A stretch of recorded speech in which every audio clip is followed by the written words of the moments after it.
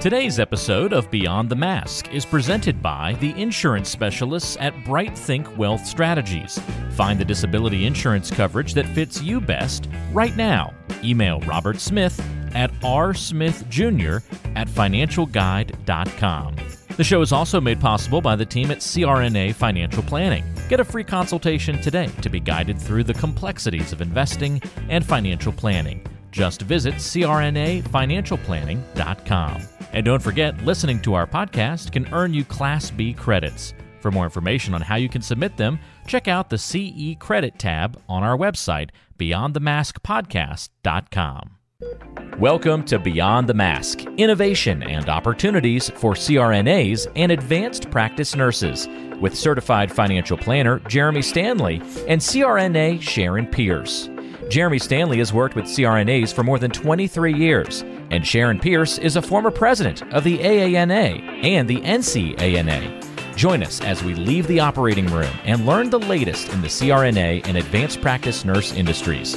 Beyond the Mask starts in 10, 9, 8, 7. Sharon, how are you? I'm good. How are you doing? I'm good. Where are we today? We are in Wilmington, North Carolina at the NCANA meeting, doing a live podcast taping in front of the audience, which is awesome. But it's just so good to be back after COVID. Absolutely. And see all the wonderful faces looking at us right now. You know, it's kind of weird, though, I'll tell you. Usually I'm just looking at Sharon or the screen, but now everybody's looking at us. Do not go there. Well, you know, it's always weird. Shut up. Jesus. Well, we're excited to be here. We have some guests with us today. We do, and I am super excited about this. Yeah, so you want to say who we have with us? No, I want to let you do it. Oh, okay. All right. So we have Patrick Ballantine with us today and Tracy Kimbrell. Hey, good morning. Good morning. Yeah, and Sharon, what are we talking about today? We are talking about lobbying, which is one of my favorite topics, as we all know, and talking about your lobbyists that you use at your state level and what your lobbyists should do for you. Well, let's find out what our lobbyists should do for us. All do right? you know? I do, because I cheated. Well, first, why don't we let Tracy and Patrick introduce themselves a little bit to folks who might not know them. Tracy, we'll start with you. Okay. So I am Tracy Kimbrell. I'm an attorney and lobbyist at Parker Poe. We are a southeastern regional business law firm, and I chair the firm's government relations practice.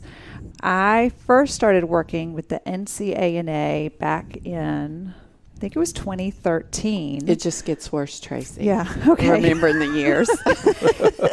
It was 2013, 2014. I was just coming off of 3 years working at the legislature. I was general counsel and chief of staff to the Senate President Pro Tem Phil Berger. But that was actually not my first time working at the legislature. My first time working at the legislature is how I met Sharon and Patrick. I was actually working in Patrick's office when he was the Senate minority leader. And it was during that time that I just fell in love with public policy. That was actually the inspiration for me going to law school. And I have loved it ever since. To me, this is the best area of law to be able to advocate for good public policy, which ends up having broad-based impact on lots of people's lives. And it's an honor to be part of the process and represent the NCANA. And Tracy, you also did a little homework, and you were a couple of times voted one of the top lobbyists in the state, correct? I have been. Yeah, that's so true. That's Trace. I'm sitting beside of royalty today. And Patrick, you know, a lot of folks in this room know you, but why don't you just give us kind of a little bit of brief background about you? Okay, Jeremy, my name is Patrick Ballantine, and I was a state senator for 10 years, and I ran for governor in 2004. I was the Republican nominee for governor, and I finished second in a two-man race. I lost that race. So was out of politics for a while, involuntarily, I guess. I'm not sure how smart I am, but I'm smart enough to hire Tracy Kimbrell, or at least recommend to the NCANA that they hire Tracy. She is super bright and just an amazing partner and colleague, and like her, I've been representing you all for about almost a decade, I think now, and it's just an honor. You have an amazing organization. I can't imagine there being a better association in all of America. The ASA thinks they are. Well, the NCANA is strong and gets stronger every year, and we have a great showing here today, and we always do. So yeah, it's a lot of fun advocating for you. I've been put under several times, and CRNA has always awakened me, so I appreciate all of that. Some of you might even be in the room that have put me to sleep, but thank you for that.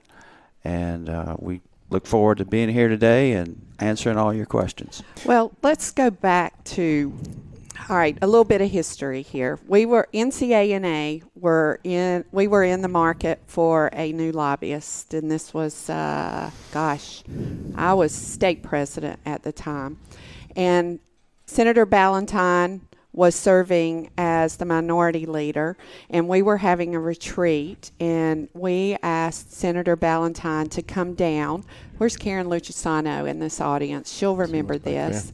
So Karen and I asked Senator Ballantine to come to our retreat and help us define what a legislator looks for in a lobbyist, because to us that made sense. Okay, because the lobbyist has got to get into the door of each of the legislators. And so we thought that he would better have an idea. So with the board, we came up with an entire list of what a legislator looks for. And we wound up finding a great lobbyist that did meet all of those criteria. But the question is, what qualities did you tell us then, Patrick, that a legislator looks for in a lobbyist? I probably told you that you needed somebody who was trustworthy and had integrity and was able to get in the door, as you say. I mean, politics is all about networking and who you know, and people that care about you and you care about are obviously going to open the door and give you better access. And so I think it's important to be able to have good relationships with decision makers. Public policy is determined at the legislature. Your entire scope of practice is determined by legislators.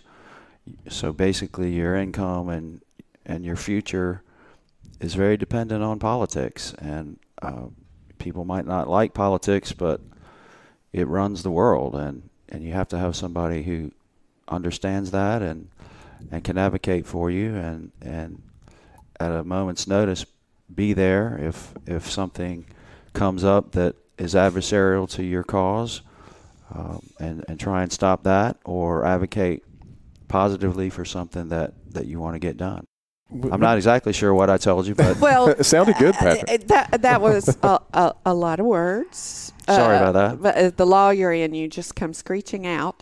But you told me, basically, they can lie to you, but you better not ever lie to them. Yeah. Well, yeah, because you will never get in that office again. I had one lobbyist in my 10 years in the Senate that didn't tell me the truth, and that lobbyist never got in my office again.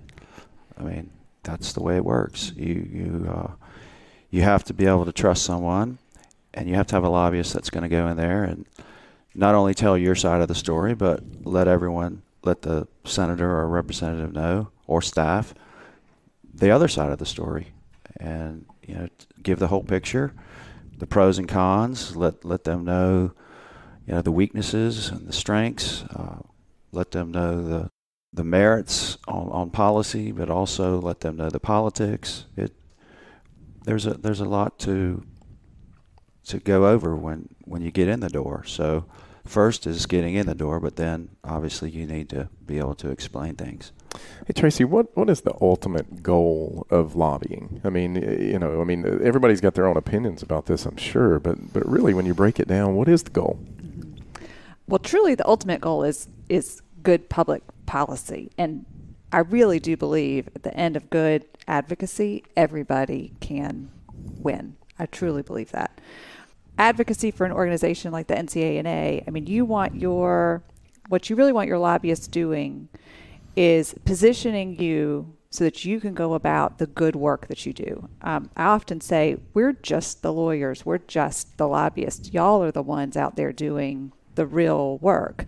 So our job is to take the pressure of government decisions off of your shoulders so that you can be out there doing your best work for patients. But it's a back and forth of good, honest exchange of information. Like Patrick was saying, I mean, the first thing a lobbyist needs to be is fully honest and transparent. Our elected officials in North Carolina, we have a citizen legislature. So meaning they need to have another job on top of what they're doing at the General Assembly. So they can't be expected to be experts in healthcare and transportation and education and energy and insurance. They need good, educated advocates to give them the right information. They can only make a decision that's as good as the information that they are given.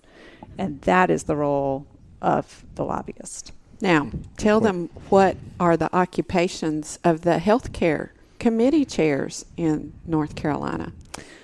Well, so right now we do have a physician. We have a nurse. Actually, we have 2 nurses, which is fantastic. That is unusual. But I'll also say you don't have to have a practicing background in healthcare to chair the healthcare committee. That has not always been the case. We have had health committee chairs who were community college professors. We have had, we currently have someone who he's an entrepreneurial, is what I would say. He owns some car dealerships. He owns an independent insurance agency.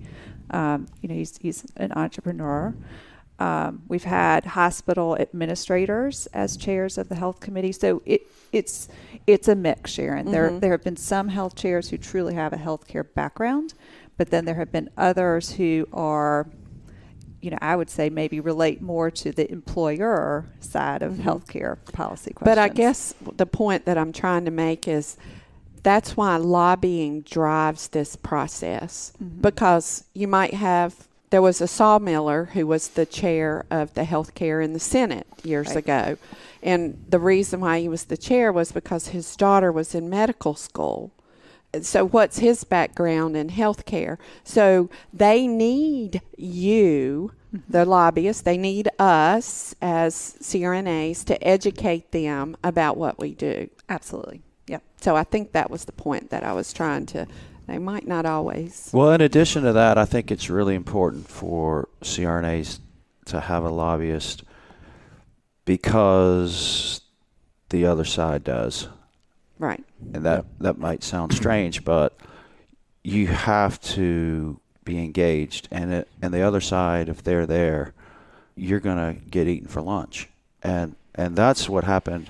When I first came on board, I was expecting a pretty docile, even-keeled legislative session. In the past few years, nothing really had happened regarding anesthesia. So I was expecting more of the same. I was told that it would be more of the same. I didn't really know how fast I'd have to learn everything. But soon thereafter, a bill was introduced that was from the anesthesiologist. It was known as House Bill 181, and it basically said that anesthesia is the practice of medicine, and no one can administer anesthesia unless they are a physician or supervised by a physician. And that's pretty much jumping into the deep end. Yeah, trial by fire. Yes, and so that's when I knew how awesome NCANA was, because we had to turn on the switch and get really activated, and the membership got involved and did everything we asked to communicate, and we had to educate legislators very quickly, and be be very precise, and found a very powerful, friendly legislator that helped us. But yeah, I mean, you just never know. And so if you don't have a lobbyist that can help stop bad legislation, you're going to get steamrolled. Yeah, and we can always equate that back to my world and money, because everybody in here likes to go to work and earn money, right? And the students are here because one day you want to get out and earn money, right? No, and they want to do it for free. Do they? Well, they do that now, right? That's what they say. You know, I mean, they're paying Very for good it point. now. So. But yeah, you pay to do it. Yeah, a lot of but money. ultimately, it's worth it. I promise you. But yeah, I mean, to your point, Patrick, I think that's very well received. I mean, somebody's got to be there watching your back when you can't be there because you guys are in the operating room, and that's kind of the goal. So let's digress for just a minute and talk about, and Tracy, why don't you take this one? You know, how should a lobbyist interact with the organization, say the NCANA, or if we have other listeners who are listening in other states, you know, how should that lobbyist be interacting? So the best case scenario is that you end up with a long-term relationship like the one Patrick and I have been able to develop with the NCANA, to where you are just fully ingrained with the organization culture. And the culture. That's the best case scenario. Yep. I will say that's what I aspire to with all of my lobbying clients. I aspire to understand their culture, understand their mission, understand the challenges they're facing every day, know the people, but really become completely ingrained in that organization. So that's the best case scenario. I mean, that's ultimately the goal. Yeah. Now, Sharon, I've heard you say, and this is not anything against you guys, but, you know, there's been several states around the country that had lobbyists there forever and ever, and just weren't cutting the mustard per se, and not getting things done. And the states probably didn't even recognize that to a certain extent. So is there a danger, Tracy, to keeping lobbyists around forever and ever and getting comfortable? I mean, is that something that, you know, we should worry about? Yeah, I was going to say that it's not time alone. Spending 10 years with the same lobbyist does not in and of itself create that connection. It has to be both. I mean, it's got to be the right fit with that lobbyist. It needs to be a lobbyist who's invested in really learning your organization, learning your role. So if that's not happening, you probably are better off to cut bait rather than move on. Yeah, cut bait and move on. Yeah. Jeremy, let me jump in real quick. The NCANA leadership has been really good too, because it is a reciprocal thing. Right. I mean, yes, Tracy and I have to show up. Showing up is a big part of it. Right. But it's not just showing up to district meetings and annual meetings. It's the regular communication. And Tracy and I talk, you know, every day, but very regularly we talk to the president, to the board, to government relations teams, to advisors. So NCANA, again, is top notch, and they make sure that we're engaged. I mean, I think we would. Right. But they've got that. It's all about communication. It is. That's what I'm hearing you Correct. say. Because what's happened, you know, from a level being a past president, what's happened at some of our states within the United States, our organizations, is that they just trusted that the lobbyist was doing their job. And they just kind of were not, because there was this lack of communication. But I will tell you, you guys have always been really good. You interact at our meetings with everybody. You are very transparent about what's going on.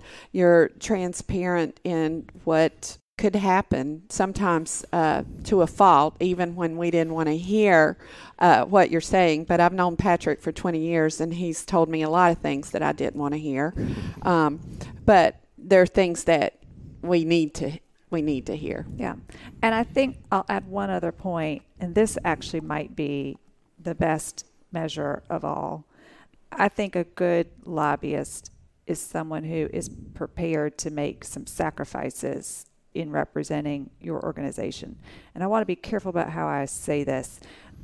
So the issues that the NCANA, and I'm going to presume your sister organizations around the country grapple with, are not without controversy. I mean, they simply aren't. That's an understatement. It is 100% the right thing to do, no doubt. All the data says so. My heart believes it. It is 100% the right thing to do. But there is an opposing view that is very powerful. Yes. Can we just say this? Yeah. He's doing the money thing. Y'all. And so advocating for your issues is not without sacrifice. Jeremy was doing the money thing. Yeah. So I think that becomes, honestly think that becomes the measure. It's if you've got a lobbyist who is prepared to make some personal sacrifices in representing you, you've probably found a good fit. If they're not ready to do that, it's probably just not going to work out. You know what? You just made a really good point, because being in leadership in our organization is not looked at as favorable, let's say. You know, I couldn't find a job in a hospital for many, many years because they knew that I had been the president of the AANA. Mm-hmm. And so that same thing applies to you guys as our lobbyists. So you're exactly right. You have to sacrifice also. And we appreciate that sacrifice to the both of you. And I can hear the passion in your voice. And in the legislature, being right is not necessarily mean you're going to win. It's not enough. Because we know that we've been right all along. But that just was not enough.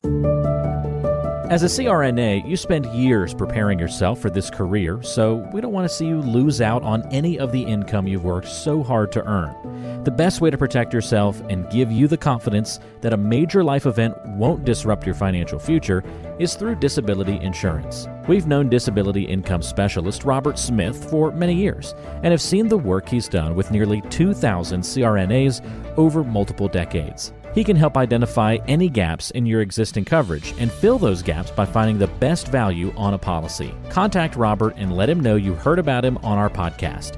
Send him an email at rsmithjr@financialguide.com.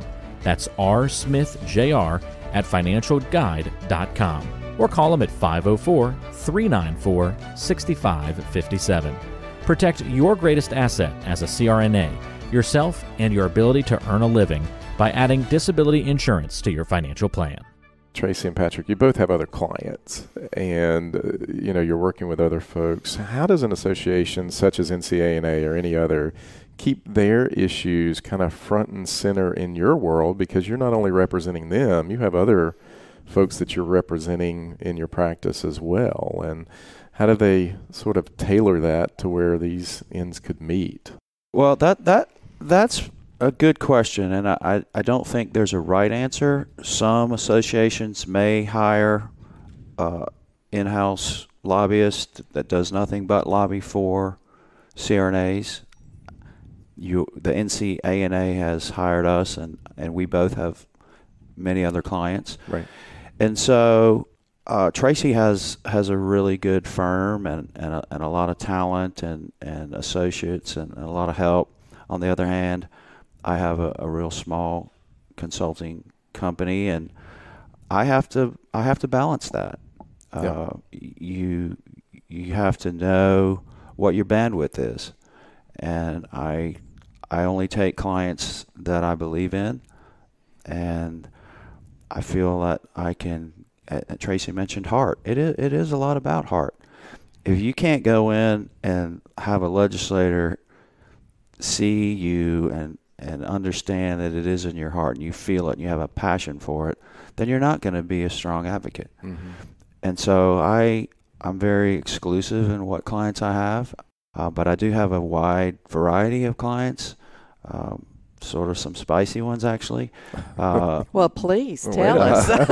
but that I believe I have the discipline to know when I can't take another client. Also, in addition to that, I found that it's really good, as I talked about earlier, when you're building relationships, because I do represent a wide a range of clients, I get to go in that member's office a lot. That's a good point. And you continue to network and build relationships by spending quality time with that person. And there may be some times where I go into somebody's office and we don't even talk about anesthesia. But that connection is still there. Or if I have a client who is going to give a PAC check, we may not even talk anesthesia, but they know that I helped them raise some money or recommended some money for their campaign so they could get reelected. And I have quite a few of those, as does Tracy. And so I think that's an interesting point that a lot of people don't realize.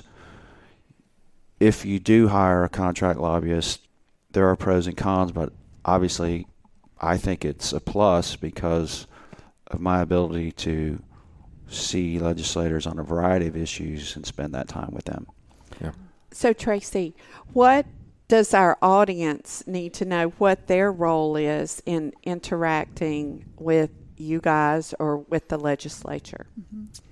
So, first and foremost, just to do a great job at what you do every single day. Amen.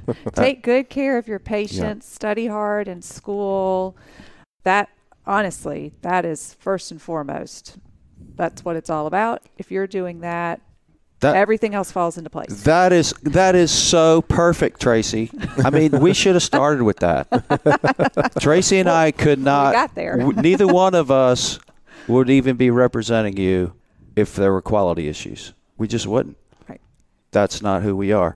It doesn't matter how much you pay us. That we would not have you as a client if we had to go and say there's subpar quality. So I'm so glad you brought that up. So that's number one. Number two would be stay connected with your NCANA leadership. You have great leadership. They are really good already in the profession, but then they give a lot of themselves and their time to volunteer to lead this organization. So as they are pushing out information to you, I know it's hard. We all get busy, but take those couple minutes to listen to their updates, hear what's going on, and when they call on you for help, respond to that, because we do try to be really intentional about when we call on y'all for help. We try to do as much of it as we possibly can on our own, but when you hear us come to you and say, this is a moment where we need you to contact your legislator, this is a moment when we need you to come to Capitol Day, whatever that might be. This is a moment when we need you to send an email or make a call. That is not taken lightly. We know you're busy. So by the time we're asking you to engage, it is very strategic and we really need it. So that would be the other thing I would say, is when your leadership calls on you for those moments of support, realize that it's strategic, it's intentional, and it really does make a difference. Yeah, well, can we also talk a little bit about the advocating kind of do's and don'ts? And Patrick, if you want to take this one, when you're advocating, what you should be doing and what you shouldn't be doing. As lobbyists or members, or for our members. Groups, yeah. Well, I think the do's would be to be informed. I've worked with several of your presidents, and it's not a new phenomenon, but they all wish that you read your emails a little bit better than you did. I see Stacy laughing over there. But that's the $1 million question. Yeah, how much is too much and how much is too little? It really is. But it is such an important thing to advocate, and your volunteer board members, they don't want to overwhelm you with communications, but some of them are really important. So pay attention to those, and and be there when they call. That's really important. Like I said, 9 years ago, when we needed you, you showed up, and I know many of you still do. Tracy and I, we are immersed into your profession. I say we a lot. I'm not a CRNA, but I feel like we are a family and a team, but there's no substitute for our clinician, and we're welcome to come down there and whenever you're down there, and you actually encourage that. And like Tracy just said, when the time comes, it is so important to have one of you come and talk to your legislator and let them know what you do. And what we like to say is it's basically easy. All you do is give them a day in the life of what you do, who you are.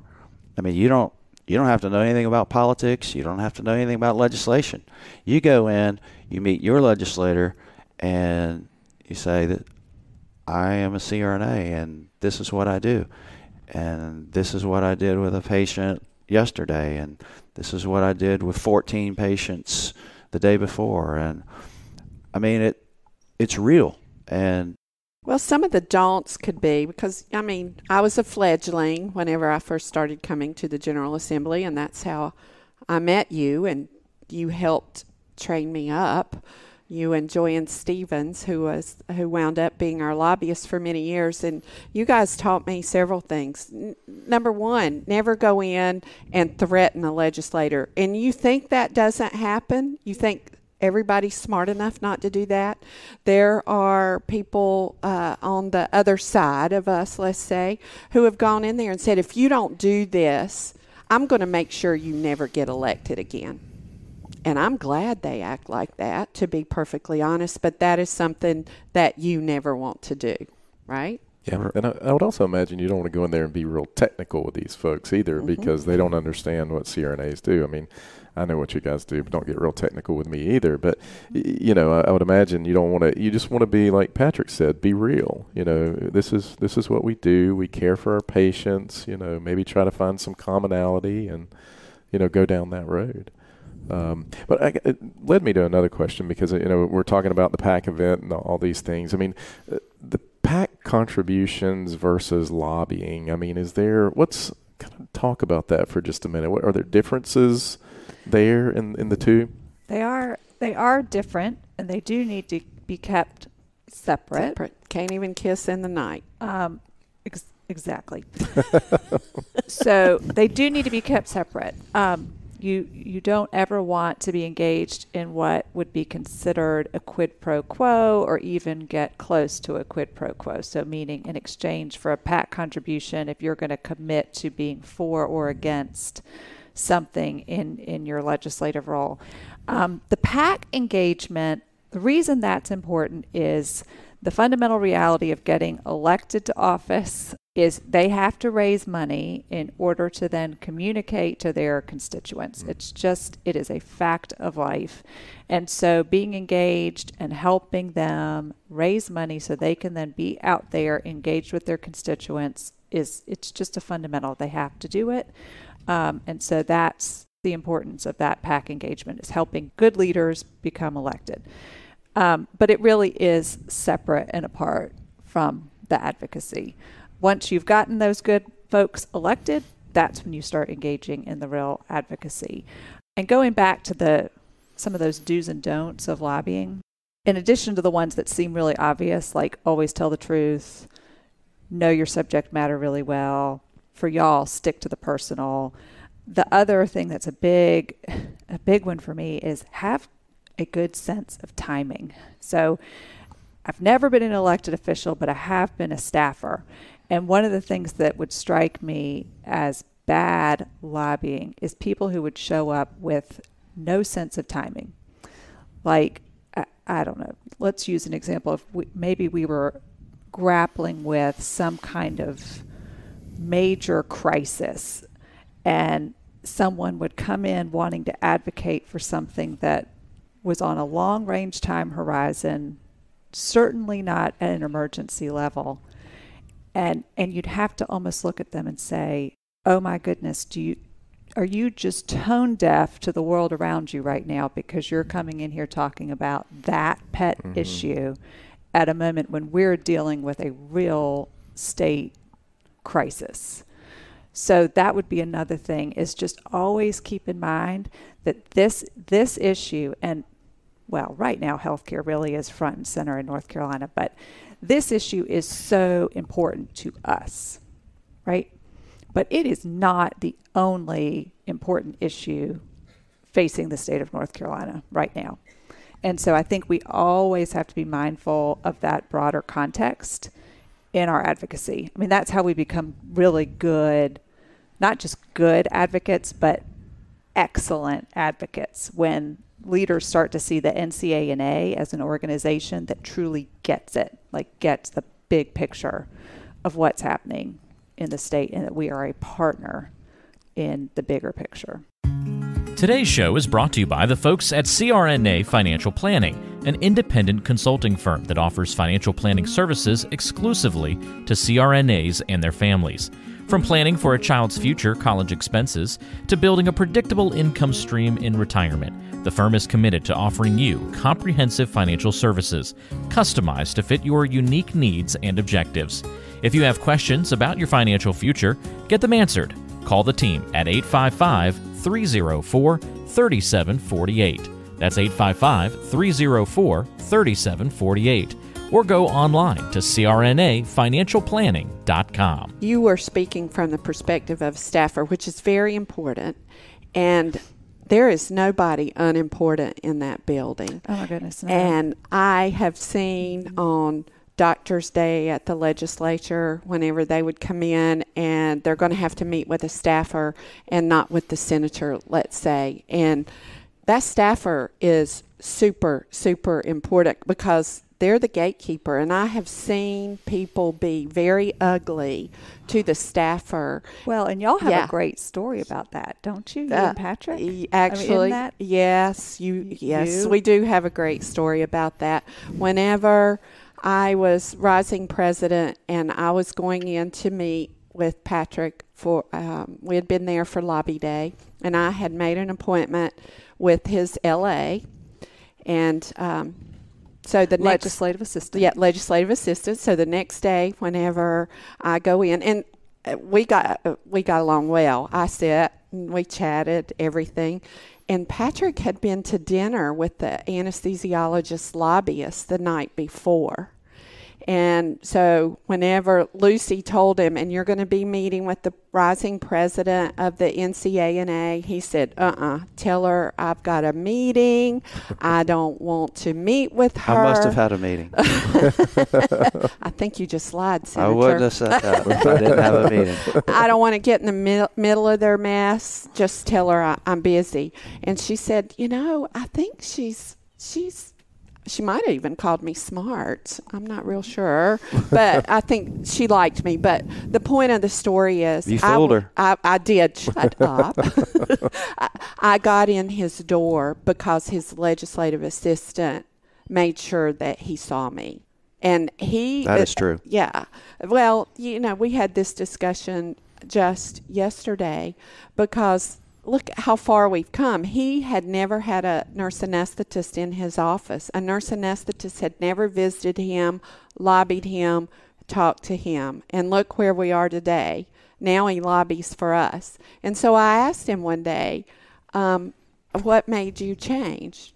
Do you remember this answer? I know you're getting older and you're forgetting some of the stuff, but when you tell the truth, you don't have to worry about what you say. So yeah, but you said something even more profound than that. Oh, what did I say? See what I mean?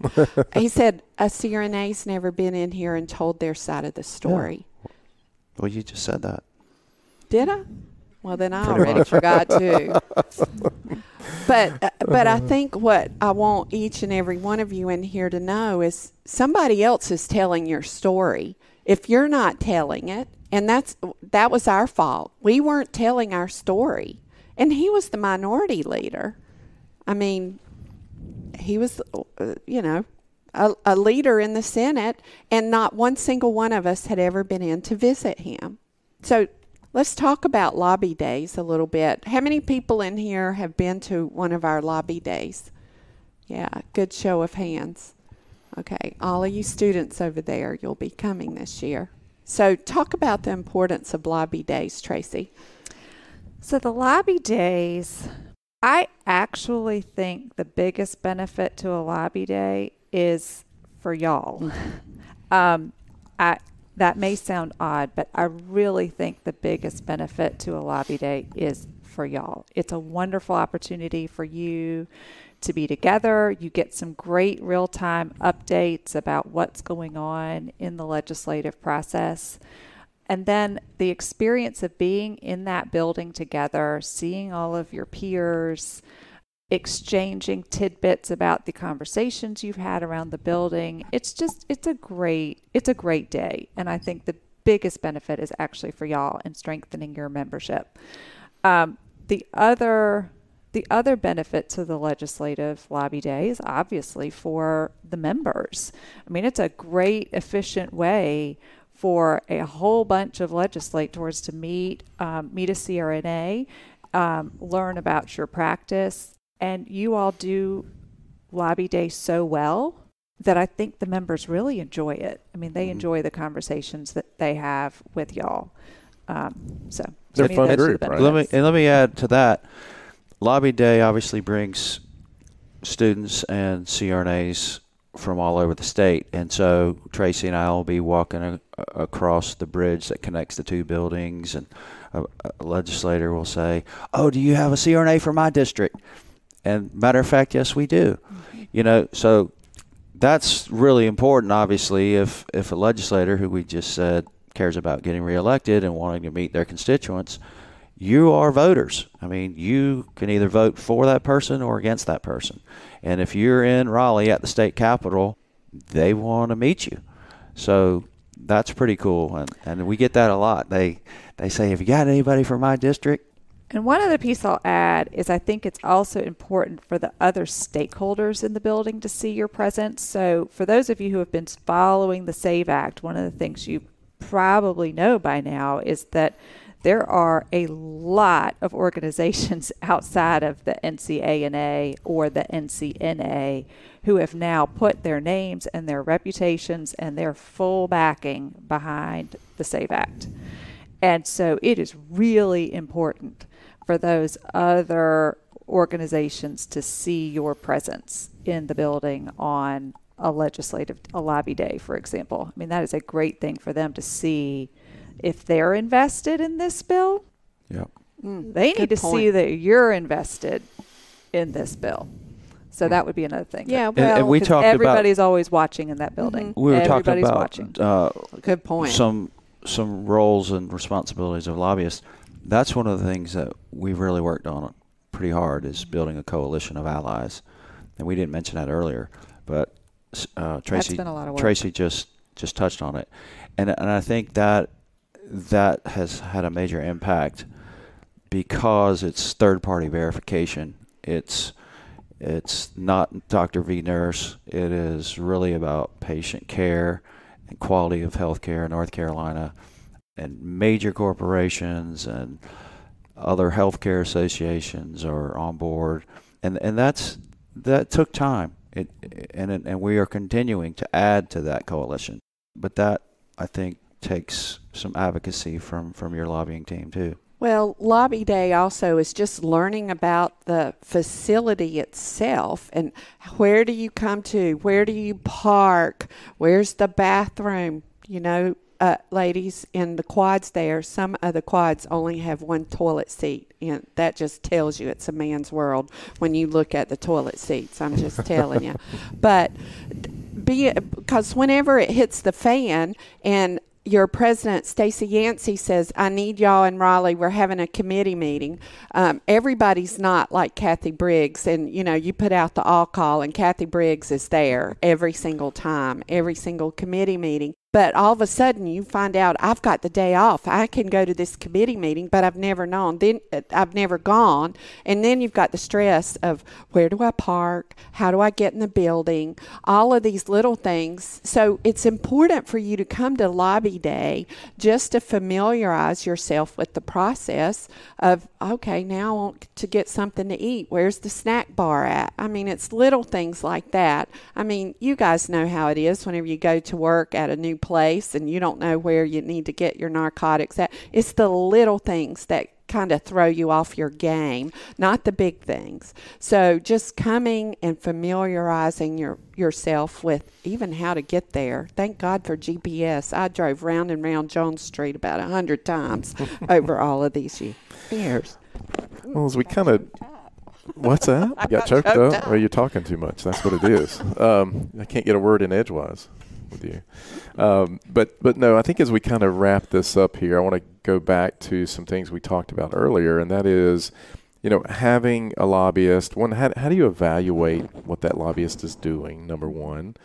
How often should an organization be sending out, an RFP and so forth for their lobbyist? And then there's a three-prong approach, and hopefully between all of us we'll remember that. And, the last thing is when you've got that lobbyist in play, who should be managing that lobbyist at the association level?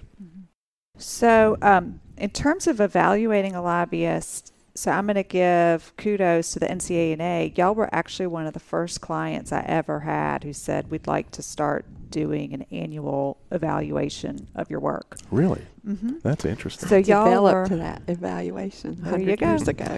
So that was... So y'all were definitely ahead of the curve on that. I think in terms of an evaluation once a year, I think makes an awful lot of sense. In terms of how you would go about doing it, I think having the lobbyist do some form of a self-evaluation, like to sit down and say, reflect on the year, reflect on the quality of their work, and give you either a verbal or written response of how they feel like they performed is really important.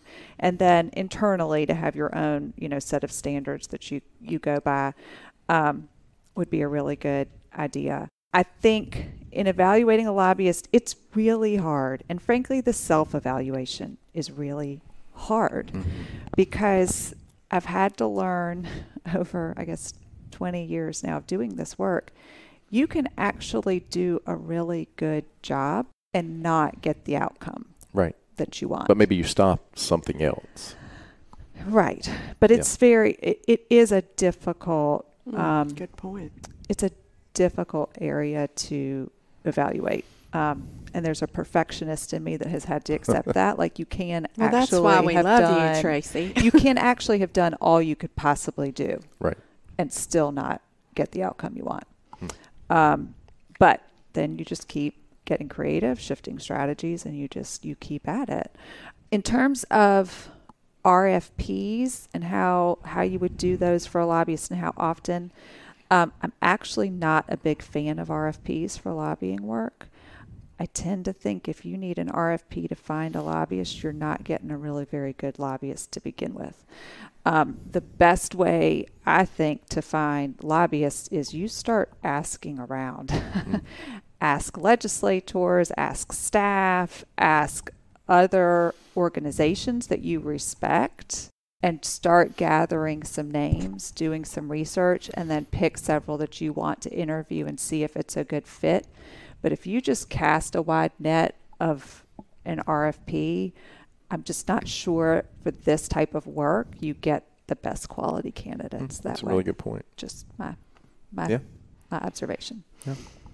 Patrick, why don't you take the last one there, and who should be managing the lobbyist? I mean, Stacy's been president, and now we're going to have a new president. I mean, obviously we've got turnover in the association.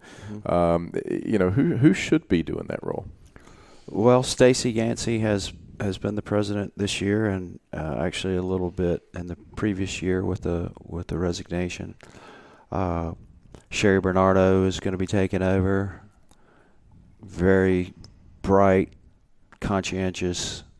I mean, your cream rises to the top, and the board is really good at selecting and electing good people that care about the organization. And I mean, it's a volunteer organization, right? And these people, thankless. I mean, they put in so much time.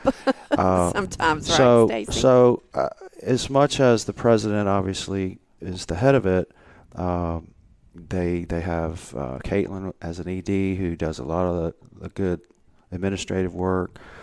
The board meets regularly and they talk regularly, and I think it's sort of a committee that manages us. And some days there'll be the entire board on a call on a Wednesday night. Some of the time it's both Tracy and me, but we can tag team too if there's something else going on.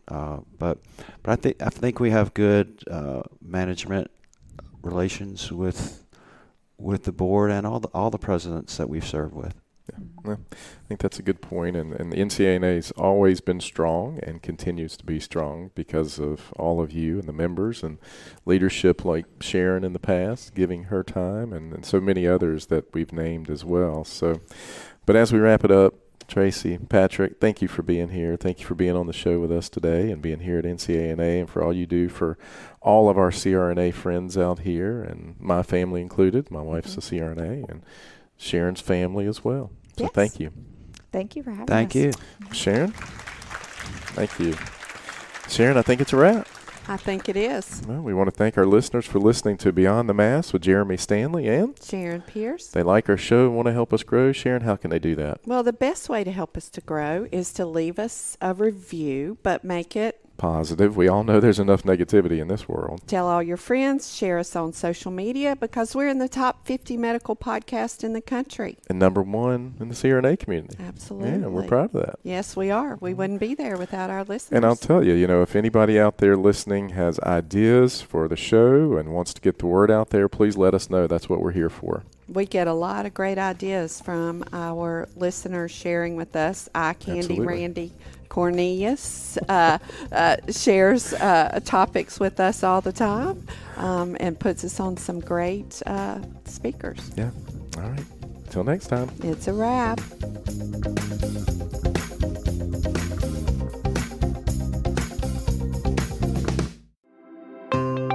Have you thought about what would happen if you weren't able to work for 2 or 3 years? On average, 25% of people will file a disability claim, and most of us aren't prepared for that loss of income. Every CRNA needs to protect their biggest asset, yourself, and your ability to earn with a disability insurance policy. We recommend contacting Robert Smith, a master disability insurance specialist with more than 30 years of experience and 1,800 CRNA clients, to find the coverage that fits you best. The best way to do that is to send him an email at rsmithjr@financialguide.com. That's rsmithjr@financialguide.com. Or call him at 504-394-6557. Beyond the Mask is made possible by the team at CRNA Financial Planning. With almost 2 decades of experience, the firm guides CRNAs through the complexities of investing and financial planning. Schedule a free consultation today by calling 855-304-3748 or go online to crnafinancialplanning.com. Hi, this is Jackie Rolls, President of the International Federation of Nurse Anesthetists and President and founder of Our Hearts, Your Hands, a global anesthesia support community that takes donations to allow nurse anesthetists in low and middle income countries to go to educational programs, buy equipment, or textbooks. Your donations are tax deductible, and we would appreciate your support.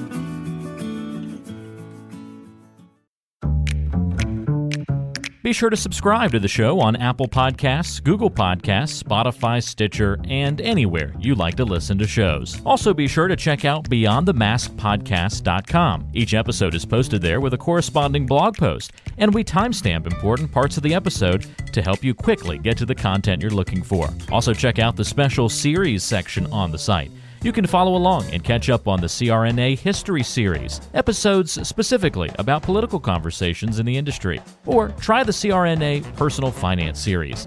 It's all on BeyondTheMaskPodcast.com.